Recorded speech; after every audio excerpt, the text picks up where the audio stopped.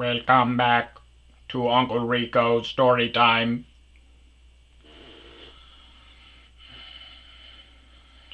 I don't know. I'm like so punch drunk that I'm giddy at this point. That's all I got for an intro. It's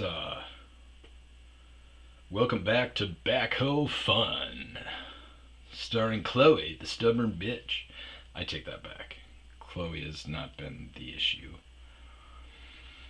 So today I had a appointment set up with a mobile mechanic. I concede I can't fix the ignition. How long has it been since I've podcast?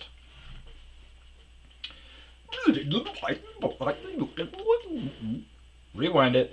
My backhoe was tipping over after about an hour of driving it. So I pulled over and checked the air pressure in the new tire, and it was fine, holding. And so I checked the other tires, and they're water filled. So I could go on further in reverse, or pull it over, and then in the morning come up, grab the tire, and pull the tire off, and take it off the mountain and fill it up, because nobody up there is going to have a hose, and you need pressure to fill that thing up with water. So I call it a day. Me and my friend come off the mountain, and I almost get hit by lightning. Lightning strikes during the storm and hits about 50 feet away from me. I captured it with my dash cam, so that was pretty cool. But so then I went. Next day, I go up to the mountain, and somebody tried to steal my backhoe. They cut off the locks on my battery compartment, stole my battery, messed with all the controls, ripped out the ignition cylinder and the wiring. It looks like they tried to hot wire it. So I put the new tire on and wanted to pressurize it to the other pressure of the water-filled tires, and when I checked the pressure on the water-filled tires, the stem, which is rusty now because there's water in there, the core got stuck, so it started letting out air and water. So I jacked it up on that side, rewired the ignition cylinder the way I think it was supposed to be, and it still is giving me problems.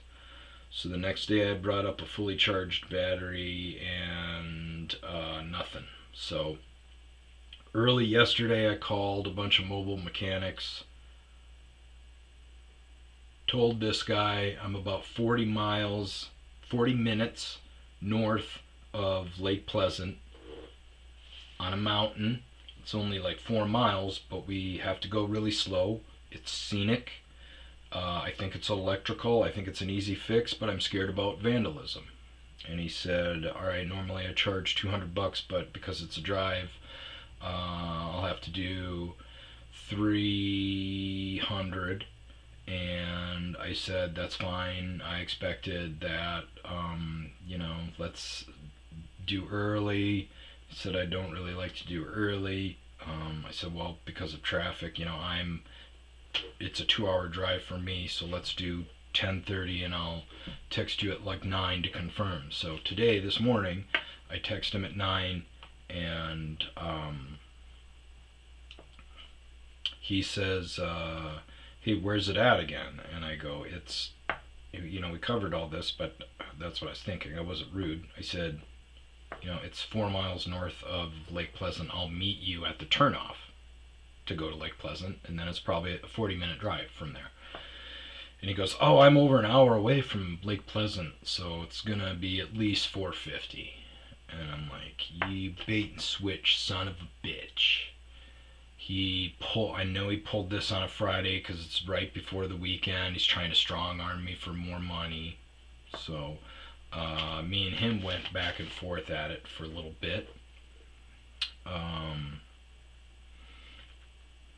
I left him with some parting shots and then blocked him. When I deal with these crooked people, I just like to explain things to them. Very simple, so they can't wrap warp reality and try to make themselves the victim. But I was talking to this guy and I was like, dude, period, point blank, you didn't realize yesterday, all day yesterday, when I was talking to you about how far away you live from Lake Pleasant. Like, why did that change today? You knew yesterday. You even factored that into your quote when you told me about the drive. So you're either an idiot for not knowing how far away you are from Lake Pleasant, or you are trying to strong arm me for more money. So, and then while we were into it, he's like, he said right away when I called him on it, he's like, well, if you own a backhoe, you should have enough money to cover, extra 150. And I'm like, dude, that's not what we're talking about here. Quit trying to justify your shady business practices. You are trying to extort me last minute and change a quote, based off of not what is wrong with the truck, tangible facts that you knew yesterday. So now I don't even trust you, and I wouldn't even want you to work on my shit. But he says, after we got into it, he's like, yeah, I'll pray for you. And I said, perfect, you're a Christian. That's, most of you are pretty hypocritical when it comes to, saying versus doing. But on Sunday, at the church, tell them how you tried to strong arm a broke disabled veteran, last minute, to extort more money from him. And Jesus hates you, by the way. If Jesus was real, he hates you. And I blocked him. So then I reach out to all these mobile mechanics and I get hold of this one guy who's based out of Minnesota. He says he's like the operator owner of this network of certified mechanics and all this, and it just totally seems scammy. I'm talking to him, he's assuring me this and that, and he's sending me pictures of like this weird drifting Fast and Furious car and these different YouTube videos and everything. And finally I saw a Google map review he sent me where there was 40 some reviews, but again, it's in Minnesota. He sent me the articles of business for his LLC, and at that point I'm like, all right, but it still could be scammy. So while we're working all of this out, finally he's just like, and I'm talking to this guy on the phone, I'm going at it all morning, and finally he's like, look, dude, if this guy shows up, do you have $400 cash for him? I said yes. Like, yeah. And he goes, fine. I'm gonna scramble this. I'm gonna go around all of our business practices and just put you guys together. Do me a favor. If everything works out, just make a really good online review. And I go, bro, if this guy shows up and gets my shit fixed today for $400, I will shout from the highest mountain and give you such an awesome review. So he puts me in contact with this guy, this certified diesel mechanic. I talk to him, everything that's going on, and then he's like, all right, I got 2 more hours here, and then I can meet you. And I'm like, well, it's 2:00, and it's a 2-hour drive. And he's like, well, I'm in Chandler. And I'm like, Jesus Christ, that's over by me. So it is 3:00 on a Friday. I really want to get this backhoe off of where it is, because this weekend the mountain is infested with 4-wheelers that are driving by this backhoe that's unprotected. So, nightfall here is like 7:00. If we get the thing fixed, I guess I can't really drive it at night, man. It's fucking dangerous. But at least it's fixed, and then I can come up first thing in the morning. I don't know. So, as of right now, it's Friday at 4, and I'm waiting for this dude to hit me up. This backhoe, man, it's been 6 months, over $1,000. I'm realizing that it's just me. It doesn't matter if it's American or gas or diesel. The Pathfinder that I just bought had a misfire. So changed the plug, changed the coil, Still has a starting issue, so they took that into the mechanic. Mechanic said that it's the fuel pump, which we thought in the first place, but that's $700. So I made my mind up to sell the thing, so I'm going to be out the 700 for the tires, but it's a nice ride. As long as I know that it's the fuel pump, I can sell it like that with the only problem for maybe $4 grand. But the Titan is got a front suspension issue. When I hit a speed bump, even going very slow, at the same time, there's a grinding sound. So suspension, um, yeah, fun with vehicles. The election results are in. Holy shit! So I was driving around before the election. I didn't realize that it was like a week before, and there is a intersection here in town which has a 2-lane road and then a 3-lane road, 3-lane highway-ish. I mean, it's a main drag and there's a lot of stoplights, but either way, it's 3-lane. And I'm turning onto this 3-lane, and then immediately into the turn into this business district is this car just parked, and the ass is like kind of hanging out almost into traffic. And so I drive by real slow, and I'm like, what the hell? There's nobody in there. I'm like, some asshole didn't just park like this. So I loop around real slow, and I come back around, and I see this couple putting a sign into their vehicle, and they take a sign out, and it's right on this corner where all these political signs are. And when I come back around, they're jamming a sign, Harris Waltz sign. Stop! And there's a lady there on the phone. I think she's from the business, probably calling the cops.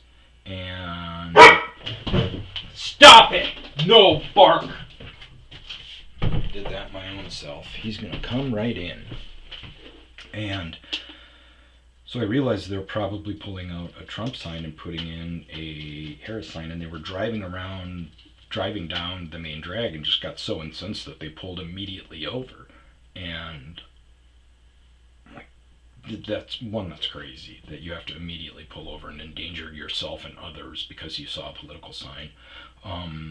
Two, I believe it's illegal to pull out political signs, so that was probably why the lady was on the phone. But I pull over, and because I can't keep to myself and bite my tongue and leave crazy people alone, I slow down and roll down the window, and it's okay, good boy. I said, hey, dummy, go park your fucking car in a normal spot. And this old guy looks at me and he's like, sorry. I go, don't be sorry. Stop being fucking crazy. Move your goddamn vehicle. Oh, sorry. And his wife starts going over to the vehicle to move it, but thinking, what the fuck is wrong with you people? And the right side is definitely not, they're all crazy, left and right side, don't get me wrong. I was getting a massage. I went to a massage parlor. No happy endings. And it was down in this basement. Kind of weird, but it's AJ, so I'm like, whatever. I got a bad back, so like anything back there is good. So as I start telling her the story about the couple that ripped out the political sign, because it had just happened. It happened when I was going there.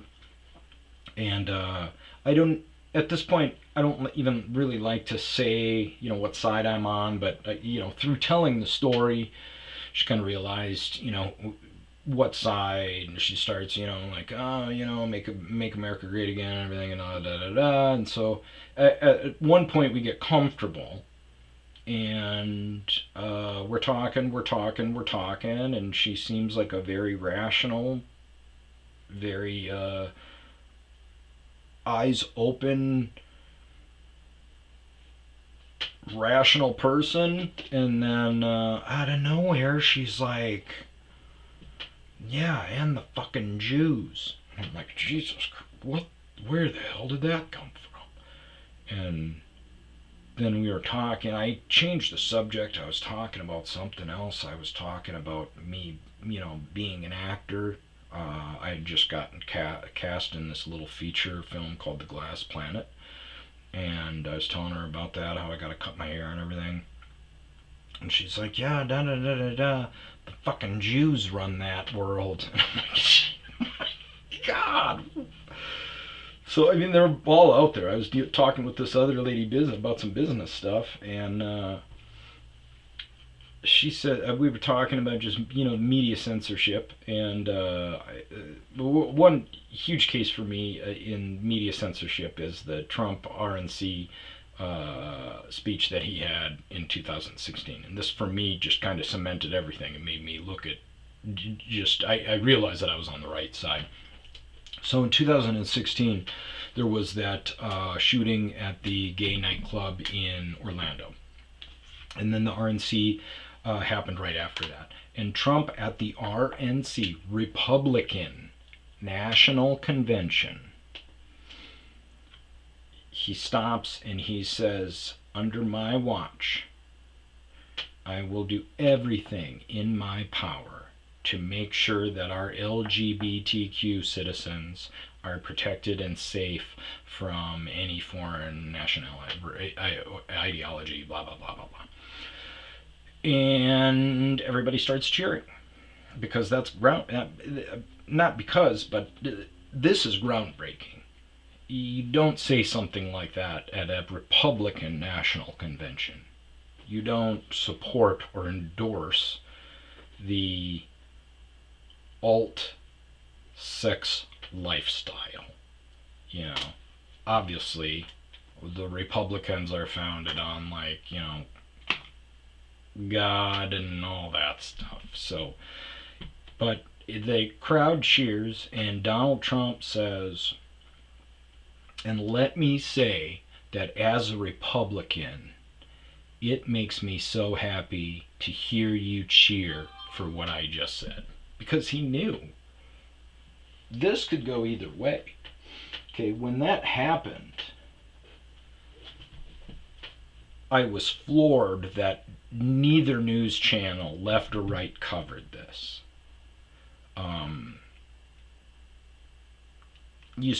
It's very, very hard to find this video on the internet. So that really opened up my eyes. And we were talking about this, and I was just talking to this about a Trump supporter about, and brought that up, and she's like, wow, I don't know about that. And I go, no, it happened. I watched it. I'm not making this up. He pledged his support to LGBTQ citizens and protecting them. And she's like, well, I don't really agree with that. He probably just said it for the vote. And I go, that's not a vote. You lose votes because you say something like that. I'm watching you right now react the way that you are. This is not something that he's going to gain. He's not going to gain popularity by saying it. He's saying it because he means it. I think we all know that Trump says what he means and doesn't have a filter. Back in 2016, he pledged his support to defend LGBTQ citizens.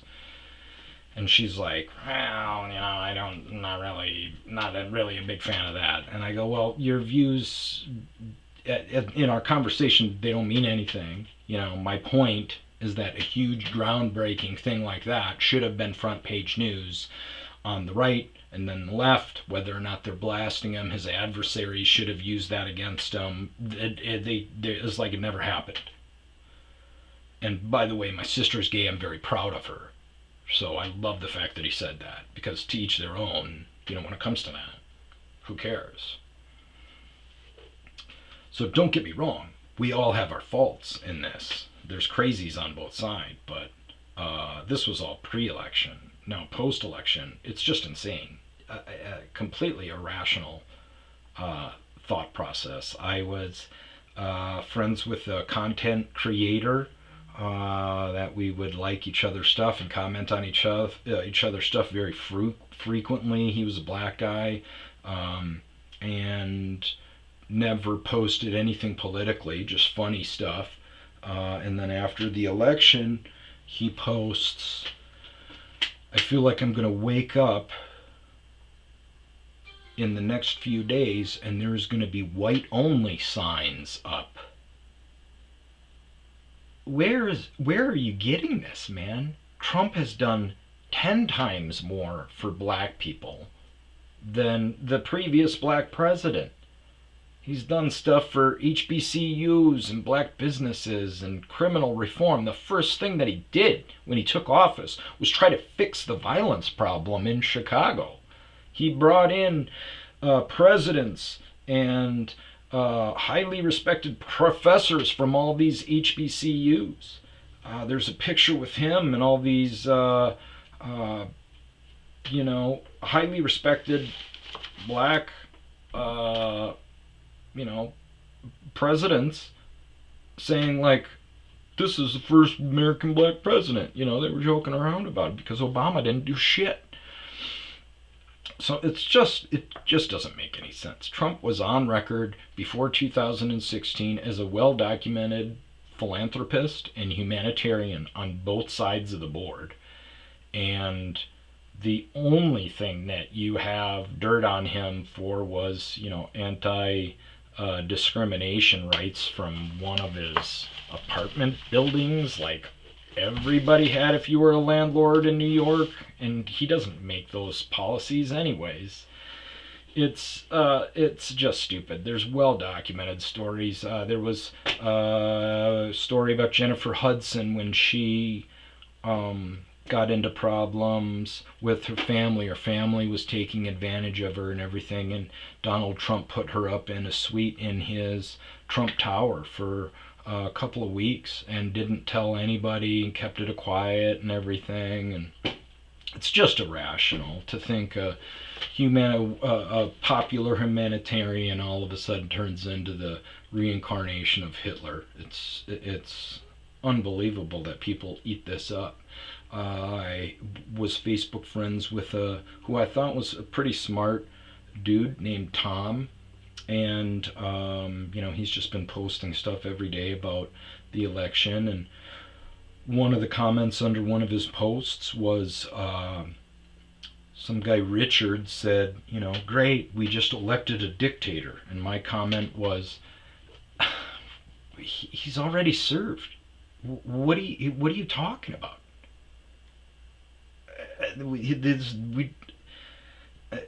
I said there's no proof that he's trying to take over the government. The government is set up. We have fail safes to protect against this imagined Project 2025. Da da da da da. And so this guy Tom pops up and wants to defend this guy Richard, and he's like, your comment was condescending.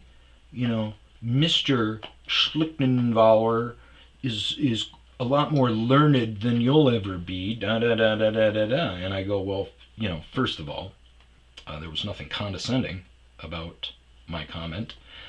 Condescending means an air of superiority, and I didn't belittle him at all. He made an asinine comment accusing a former president of being a dictator, and I made a intellectual response that said, you have no proof of that. He's already served, and we got no hint that he's trying to overthrow the government and become a dictator. So you're wrong there. You need to, figure out what words you're using and the proper use of them and the definitions of things.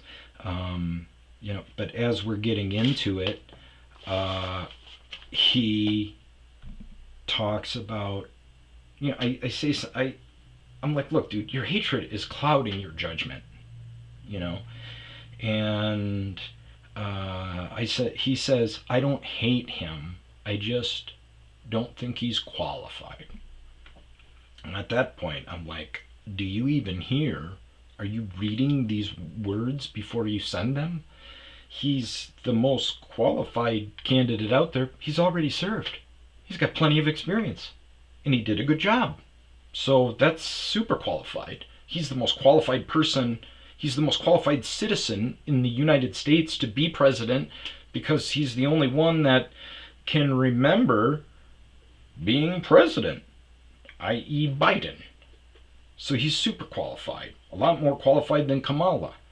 And he says, well, Kamala's been in politics. Yeah, that's the problem. Why would you want another goddamn crook?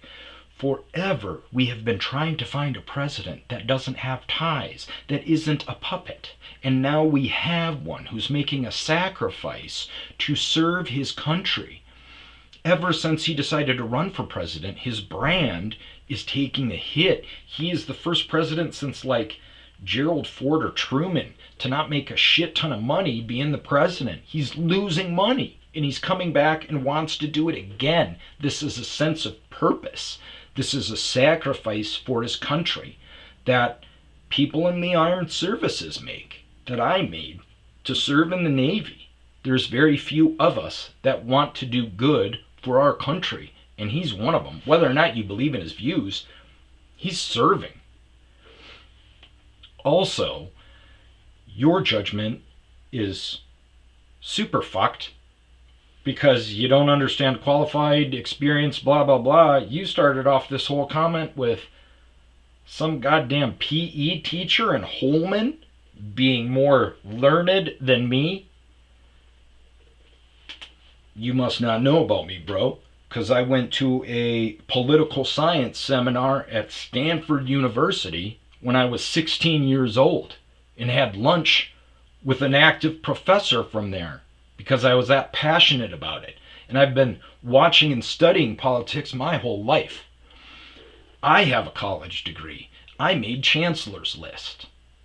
So book smart and accolades, can this PE teacher from Holman stack up against me? I don't know. I've owned a business. It was successful. It was stolen.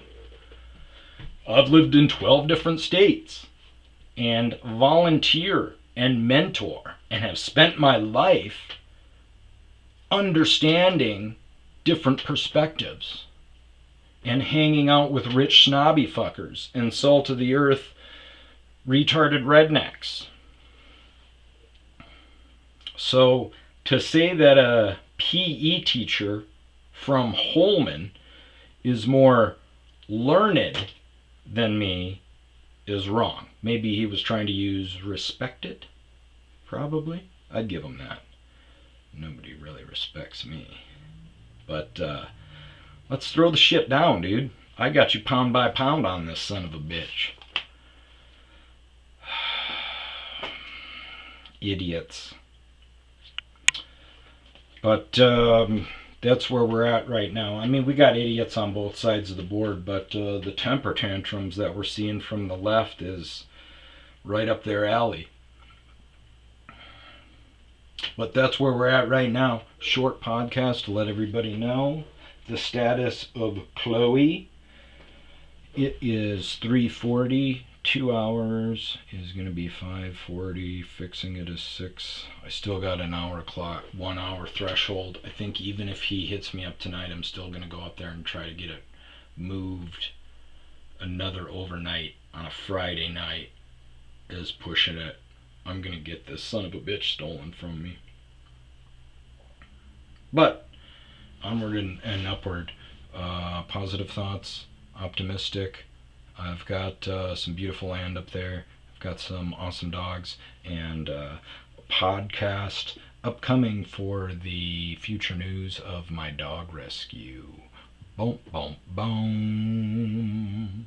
Lake Pleasant Dog Rescue coming soon.